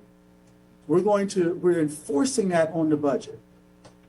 And that's one of the reasons we moved from the vacancy rate to the efficiency rate with the attrition component, because it was hard for me to understand that. You've authorized us. The only place we didn't do it was in the fire department, because historically we didn't have those vacancies. But what does that look like for the personnel savings? Chief, how much are you over on your overtime budget? Almost double. So it's not that we are able to put less people on the street. We have to make up because you have minimum staffing. And we have so much per zone. But we need to cover this so that we are, because I'm afraid of the 15% vacancy and attrition rate. Efficiency rate. That's what scares me. But I want to make sure that I have council's buy-in on that as well. All right, Councilmember Ingram. Is there? I have my hand up too, Mr. Mayor. Oh, okay. Sorry about that. Oh, I got you after her. is there a do we have like a policy or threshold for police? Okay, so let me come from where I'm coming from. So technically, we are not mandated to provide police services. We are mandated by state to do code enforcement, right? The county is mandated to provide. So is there a threshold that if we are not reaching staffing for police, where the county will step in? I'm just asking because of what law is. I'm asking because if somebody is mandated, I'm just trying to think. Thinking outside the box. Right. I'm just asking. Yeah, that's because- thinking out of the box. Well, the Sheriff Wright is the top law enforcement officer for the county. And he has authority to act anywhere in the county he sees fit, in city limits or not. Given that it is such a large county, we're the largest in the state, he works very closely with the police department to make sure we have adequate patrol, and he also has adequate patrol out in the county unincorporated areas. He has recruitment challenges, which the county manager tells me they're going to try to address with some of the salary changes that they're undergoing at the moment.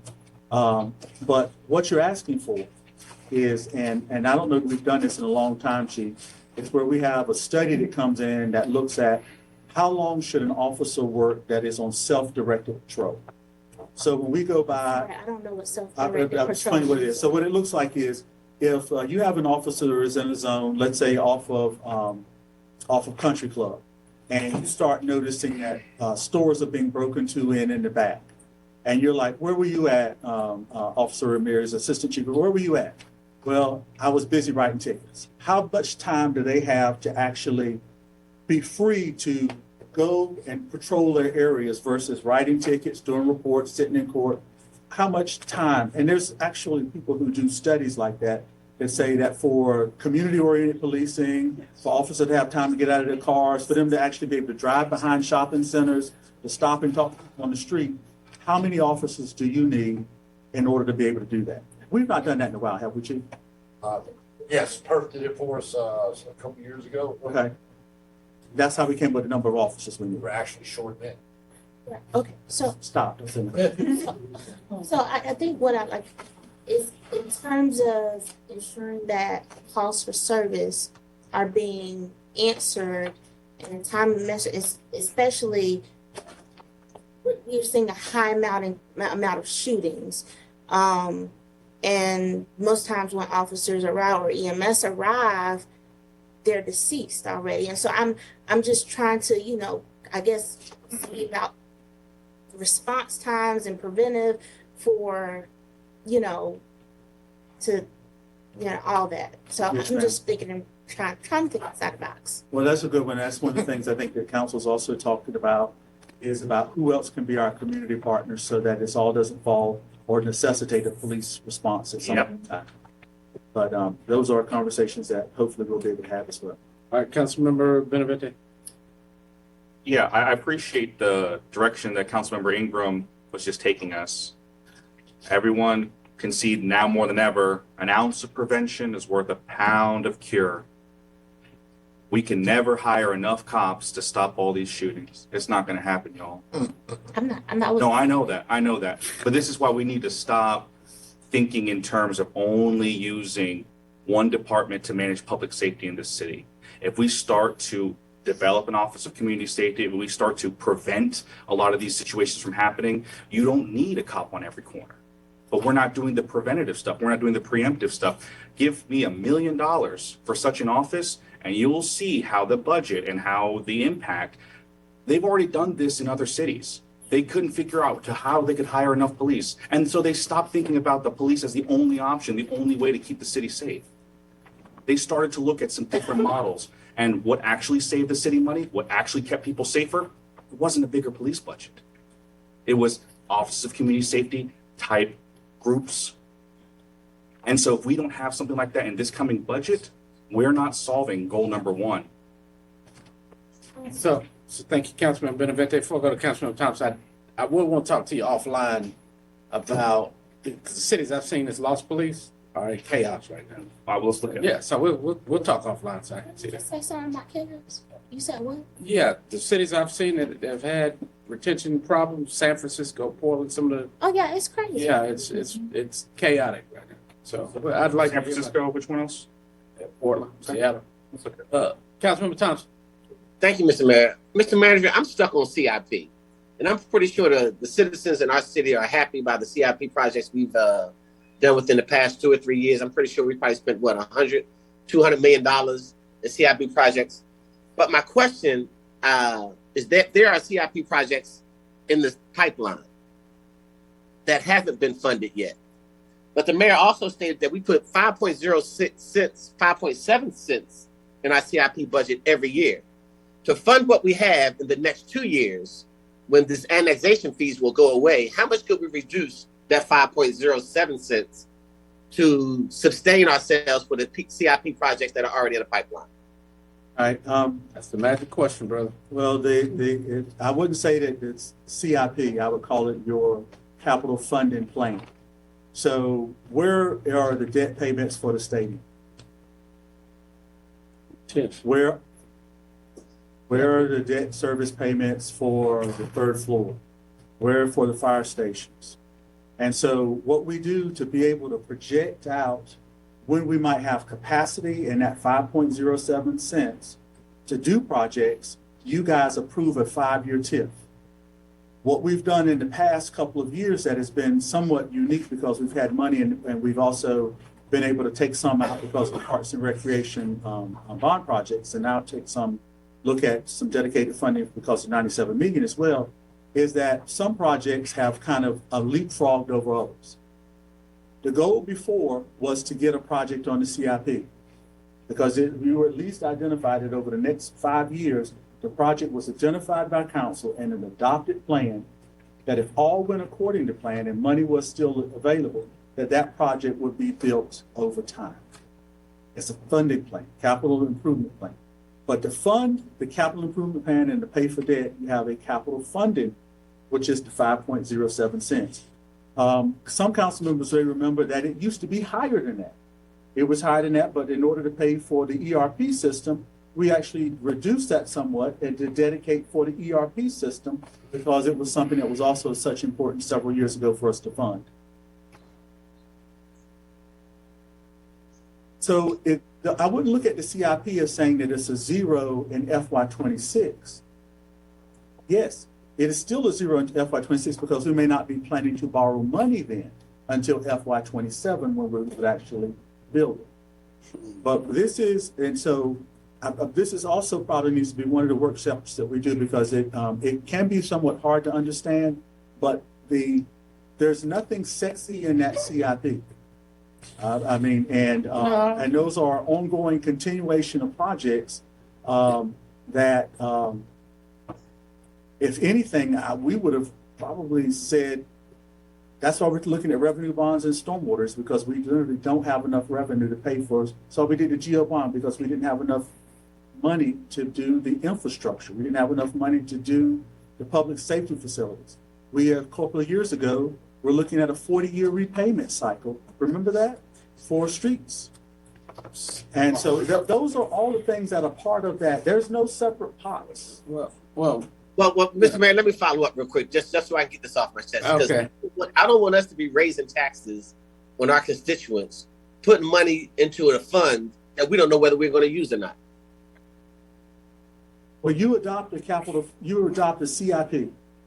And so that is how I was able to tell the fire chief that we were going to do Fire Station 4 in this year. Absolutely, that's not coming out of the 97 million. It got added to the CIP, and at the appropriate time when it became, and when we put it in the CIP, go back and look, we probably had it in at what, $5 million?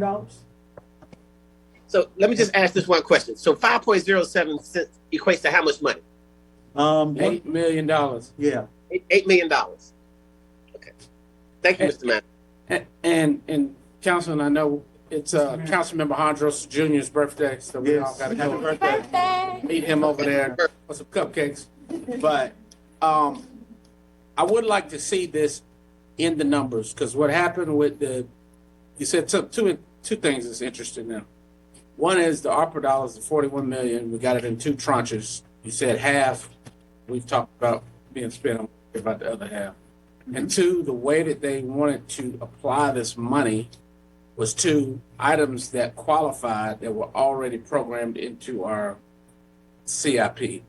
And the sense to doing that is that it would bring relief to the general fund for the upcoming years.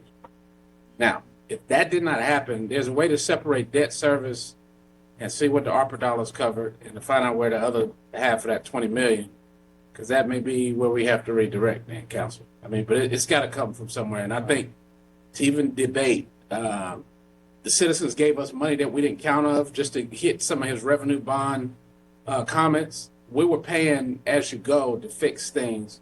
And that's a slow go when you're behind. We were behind 15, 20 years, and we were trying to catch up paying it out of pocket. So we borrowed the money. So the citizens blessed us with a bond for infrastructure, for housing, and for some of those public safety items. That was money we did not factor in during this budget time. That's new money we have. Then we got ARPA dollars, new money that we didn't foresee coming at the beginning of the budget year of 2020. So we do have to have some kind of reckoning about that. But right now, they've even been talking about adding additional dollars on top of what they voted for when the interest rates up. People's adjustable rate mortgages going up. I'm just Question. Well, just jump on this real quick. We did the public safety needs analysis that identified more than $120 million of public safety needs. The bond that we adopted included what, 50? So we didn't get everything 50. we needed. We got half. And so absent that money, we would not be able to fund four, I think it's 3 of the fire stations or 4 fire stations, 3. We would not have been contemplated having any money to do a $30 million 911 center. That's not that this is a replacement here. There was no contemplation in the next 5 years that we had the money to do it. Right. And what would be, don't want to get elemental, but we probably need to have a separate section to talk about just how the CIP and the capital funding plan work. And if how we're presenting it is not working, we want to make sure we're able to present it to y'all in such a way that, because I may be missing something in this equation as well. But the issue is not about that there's any missing money. 5.07 cents, we're able to show where that goes every year to pay for the projects for the debt service that we have here. And over the last 5-10 years, we've transformed the city council system. whether it be through sidewalks, as the mayor said, pay as you go, and the local agreements with NCDOT. But we still have those huge projects such as the fire stations. We have a Parks and Recreation master plan that contemplated new recreation facilities. We haven't even talked about that in probably a year since you adopted that Parks and Recreation master plan. So there are unmet needs everywhere, and the money from ARPA went to stuff that the council met together in small groups, worked with staff, and y'all came up with funding plans around economic development, community, something, and what was the third one? Infrastructure.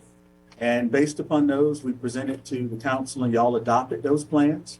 We actually have a staff member who's working on that, trying to leverage additional money, and we gave it to y'all again on April of this year at one of the earlier budget work sessions we had. But we'll probably need to make this probably one of the first items that we talk about, since it seems like it may be an opportunity if we need to change course on some of those projects that we can try to sketch up for one of the earlier work sessions that we have. So are you saying, what are you saying on, has all of the ARPA money been used, exhausted? Didn't you say it was? No, sir. Yes, we have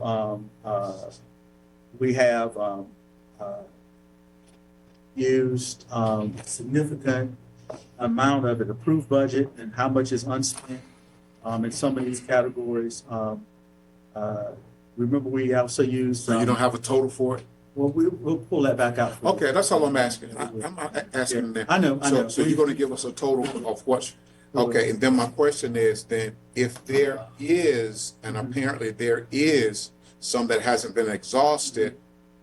Yeah, you guys can look to reappropriate that. Okay, so then every bullet or every little sticker that was voted on, we may have done it in this room,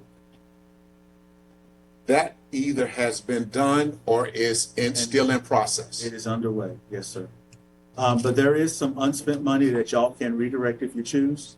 And reason I'm looking at two different sheets, and I'm not sure, this is one I received today, and this is the one that we gave you guys on the 28th of April, when we were looking at the budget stuff. And I just need to make sure that I reconcile them. Since this is a public meeting, I don't want to give y'all one number that is wrong, but we have, I think I'm safe to say that council directed some 27 million, 9 million are going towards CIP, and some 2.5 million look like it's going toward technology improvement programs for a total of 40. With the ARPA funds? Yes, sir. Yeah, well, I see we still have some questions, and I see we still have some things need to come back. I know right now my firm support is the employee compensation right now.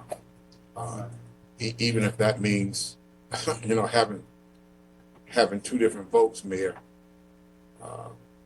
as we move forward when it comes to us where it's supposed to be voted on, to be accepted for the approval of the budget. All right.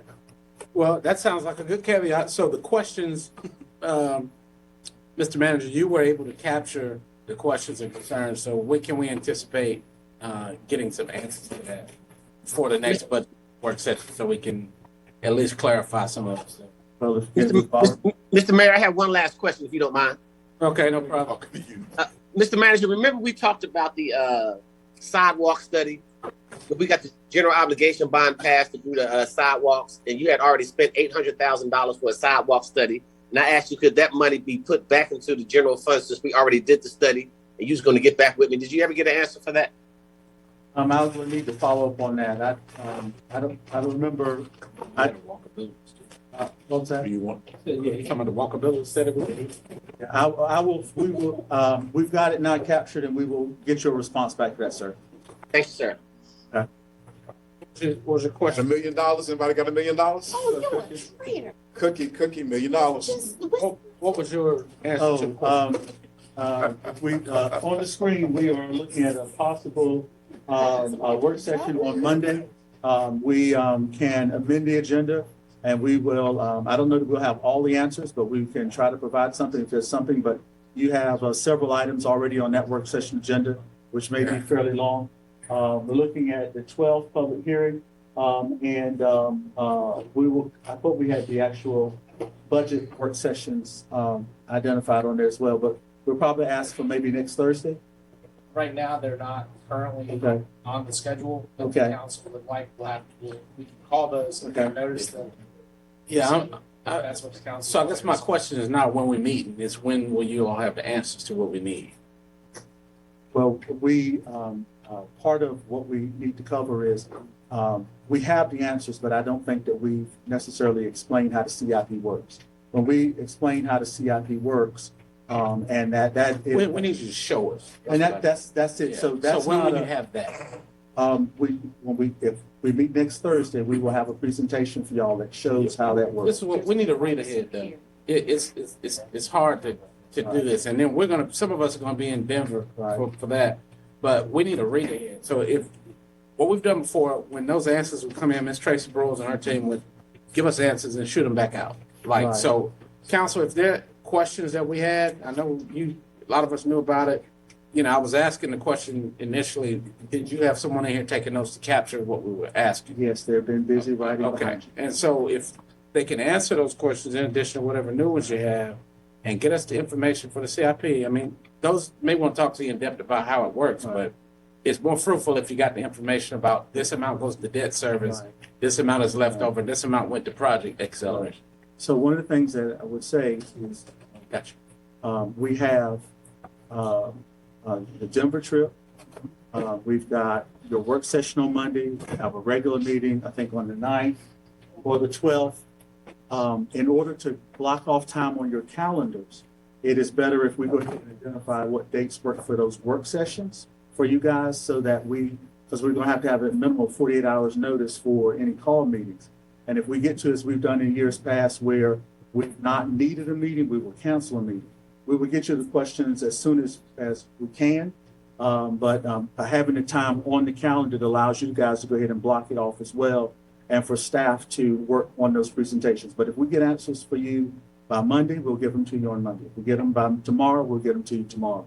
But again, blocking off the time for us to come back as a group would probably be beneficial. So what we can do is Monday's meeting, we can come up with kind of what we've heard and can kind of outline a schedule for y'all. I can ask y'all to adopt that on Monday. But it would be beneficial to go ahead and block those dates in for your work sessions for us to continue this dialogue. So you're talking about adopting the schedule for the public, right? For our work sessions. Right, we can schedule it. Why do we need to adopt that? Because we may need more, may need less. That's a 48-hour notice. What needs adopted? Your schedules to try to go ahead and block it off. The budget has to be adopted within 4 weeks, June 30. That's the deadline. Yep. And so we have traditionally adopted a budget work session schedule so we can work towards those dates and you have it on your calendar. If y'all would like to go on a 48-hour notice. But we've missed all of the usual because we're just getting going. The mayor, again, as I told you last week, we're 1 week off of when we delivered the book to y'all last year.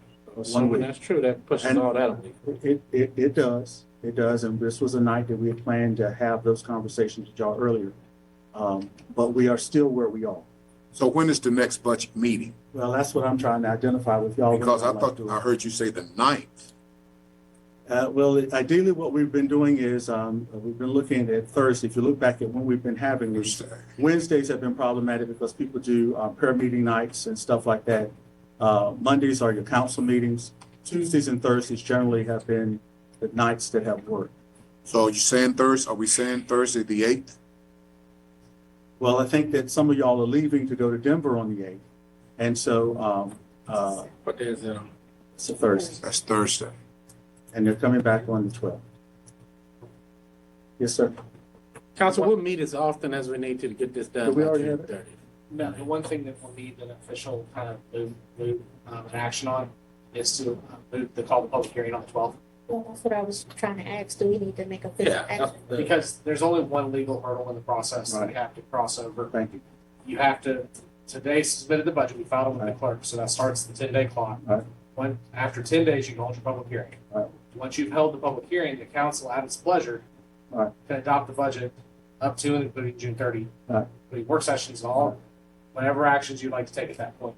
But we do need your action tonight to call the public hearing for the 12th. And that way we'll notice it and get it in the paper and do all the work to get that squared away so we can get over that hurdle and you can go at any time after that point. So let me make sure I'm understanding. So if we call it for the 12th, you're saying we're calling it for the 12th, even if it hasn't been adopted? Well, we that always, what- Public hearing. yeah, It's you, a public hearing. yeah, you Okay. have to have the public hearing before. we So do. we're saying, okay, so then when is the meeting?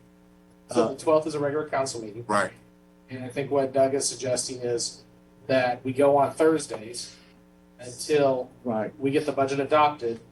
And I think what the mayor has suggested is that we can kind of tentatively schedule those Thursday meetings. If we have the materials in time, we'll schedule them 48 hours in advance. We'll notice those meetings. But I think it works best with your calendars, in my experience with Ham, is to put them tentatively on your schedule for those Thursday meetings. So that'll be our goal. right. And I hear you, Mayor, that you want to. So what we can, so we do in the interest of time is, we've been taking notes, and as I mentioned, we had identified some topics.